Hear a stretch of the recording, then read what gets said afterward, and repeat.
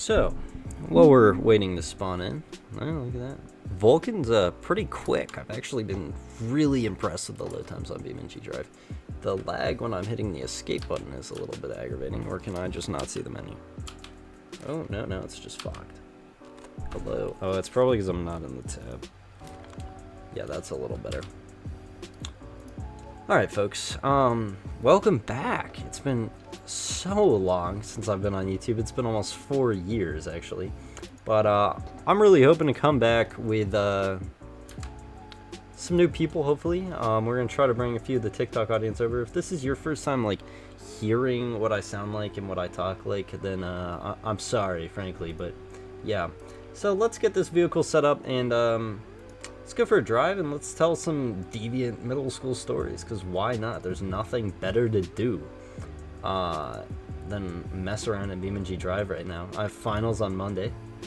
I could do laundry right now, but why the hell would I do that? And then I'm out of here. Actually, I'm going back home. I'm gonna work. But yeah, let's get this, set up enough. I don't really care about what I did last time. Sick. Okay, that's all I'm gonna do. It is level, right? That's all I care about. Yeah, okay. Alright, folks, let's get on the way. So, today I'm going to tell one of my deviant middle school stories. We'll get traffic going on while I'm sitting here. Traffic in Vulcan is so easy, or Vulcan. So, look at this. Look at this. It's already done. It's already done. We didn't even have to wait 20 seconds. It's pretty good, guys. That's pretty good. But anyways, today we're here to tell some deviant middle school stories. I'm going to talk about the time that we played hide and seek and then tried to break into the tunnels at DIA. So, how does this story start? So, I get a call from, we're going to call Mr. Pilot, because that's what he does now, or he's training to do that, which is pretty cool. If he's listening to this, good on you, brother. I wish you the best of luck in that. And that sounds like a really enjoyable field to go into, actually. That is something that I hope that you enjoy doing. But, so Mr. Pilot gives me a call one day, and he's like, yo, I just met this kid, because we went to 2 different middle schools, but we met at the same, like, elementary to middle school range. So I've known this kid for a while at this point, and he hits me up. He's like, yo, I just met this this conspiracy theory kid, and he thinks that we might be able to get into the tunnels of DIA. So middle school me is like, oh yeah, I'm down, whatever, right? You know what's funny about BeamNG.drive? I can go, oh, we just blew out. I can go 80 in America, always. There's nothing stopping me because we're in America. Look how wide this road is. If this isn't a big Texan road, I don't know what to tell you. No, I'm just kidding. But yeah, so I get hit up by him, and he's like, hey, I'll hit you up. This is probably on a Thursday, so on Friday he's like, I'll hit you up with in a conference call with this kid, right? So he calls me, and immediately shit hits the fan, because this kid's trying to tell the other kid that I'm the one in the conspiracy theories, and then vice versa. So I'm like, brother, really? Like, it's chill. Let's just go meander. I get that you're into conspiracy theories, whatever, right? So on Saturday, we get a group of like 4 of us together. It's me, Mr. Pilot, probably Baby Oscar, I think, and then one of the Maxes, either Little Phil or MP. Oh, I thought I didn't hit him. Oh, dead. That is what not to do in a vehicle, apparently. But yeah, so I get into this conference call. It's immediately a shit show, but we do come up with a plan to meet everybody and play a few games of hide and seek and see if we can get into the tunnels. So next day rolls around. It's like a Saturday morning, and we all get together. We get on the train and we head over to DIA. And we play a couple of rounds of hide and seek, which I don't think I lost a single one of until they made me hunt. And then I didn't find anybody, because DIA is a absolutely massive airport that never ends. So yeah, we have our fun playing hide and seek, and we do get chased. I did have to run from somebody on one occasion, and then security got really angry. So we calm down. We're just kind of sitting by the security entrance. Keep in mind, DIA has been under construction for like actually 12 years, so it was under construction at this point in time, and it still is to this day. Although they did finish newing security, which is really nice. I do recommend going through the new West Side security if you're in DIA, and they have, I believe they're closing, if they haven't already closed, the A gate only. Wow, stupid. Me, not them. They're in the correct lane. They were just turning, and then I ruined their day, which I tend to do a lot. Yeah, you dodged me, tweaker. I'm in an American pickup truck, and you're not. But yeah, so we played a few rounds, whatever. We're sitting where Terminal West is now, before then, so we're just sitting on a bench right by the exit gates for the train. And we somehow managed to convince the original conspiracy theory kid that it wasn't a conspiracy theory kid to go and try to get past TSA and wander down. And we're like, if TSA asks, just say that your parents are down there, whatever, right? So this kid, because he's an idiot, goes straight up to the TSA worker and asks, he's like, you know, my parents are down there, can I go down there? And they're like, no, can we see a boarding pass? Like, yes, but like we need to see a boarding pass. And he's like, whatever, I'll just wait for them. So we send another kid, and he just tries to, like, walk straight down there, right? So TSA's pressed at this point, and we're like, okay, we have to leave.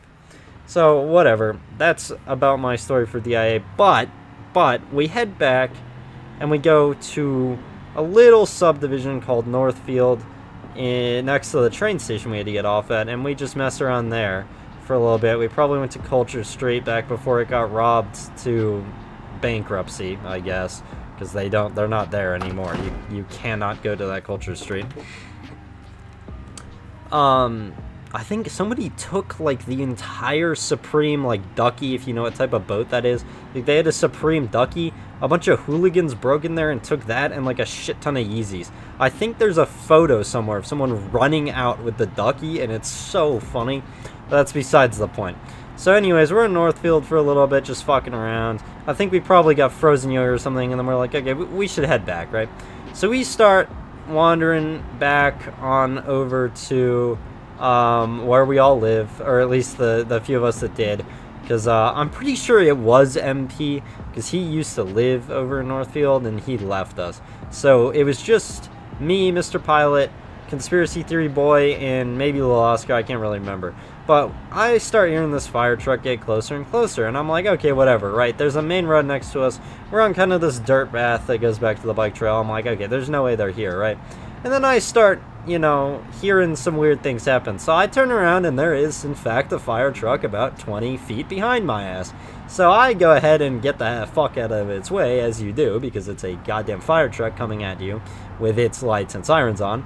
So I move off to the side, Mr. Pilot moves off to the side, Baby Oscar's somehow, like, behind it already, so it's whatever. Wow, we're just perusing the farmer's field right now, don't mind me. Oh wow, that's pretty steep. Nothing the truck can't handle. But yeah, so I'm looking at this whole situation unfold, and the conspiracy theory kid has no idea that this is happening, right? Like, absolutely no clue that he is getting straight up whomped fully right now. Like, without a doubt. What just happened? It just lagged so hard.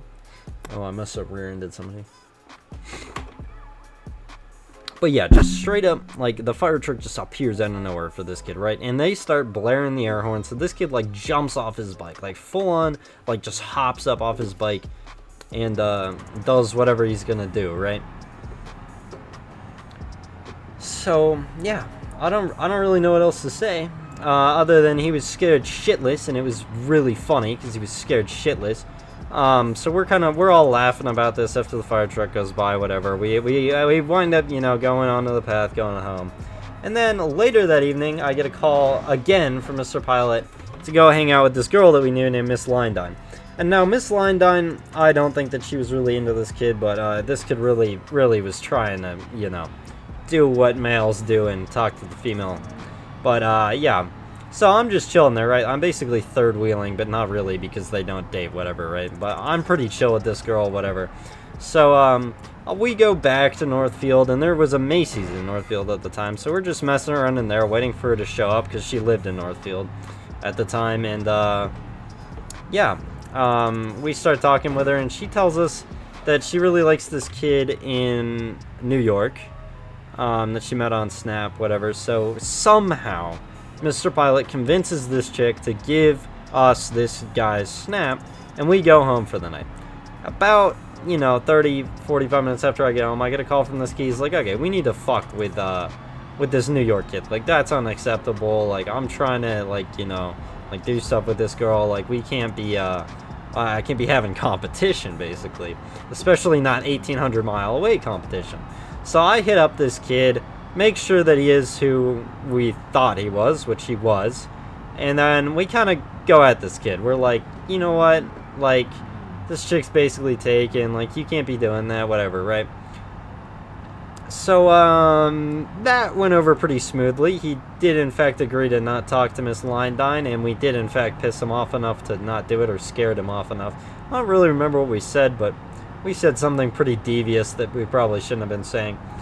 But anyways, Miss Lindine finds out. I think that Mr. Pilot might have told her, which was really stupid, or the dude did. But either way, she's heated, because she was, like, done with the lying from this kid at this point.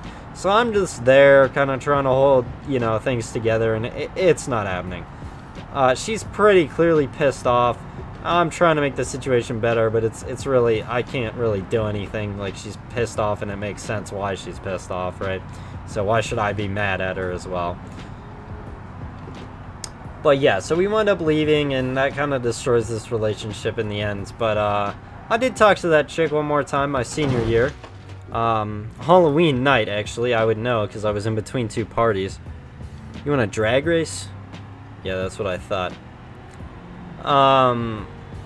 But yeah, I did talk to her semi-recently. I hope that she's doing well currently, and, I hope that life's going well for that one, and, I miss that girl's company, but at the end of the day, what happens happens, and people move on, and people go on with their lives, and, if there's a key takeaway from today, it's that you can always reminisce on memories, but don't get caught up in the times. And yeah, that about concludes it. I will be coming back to YouTube. We'll be doing some other fun things. I'm going to try to do some camping vlogs. But I do want to mix this type of storytime content in regularly. I've got a lot of devious middle school experiences to tell, and some good high school ones as well.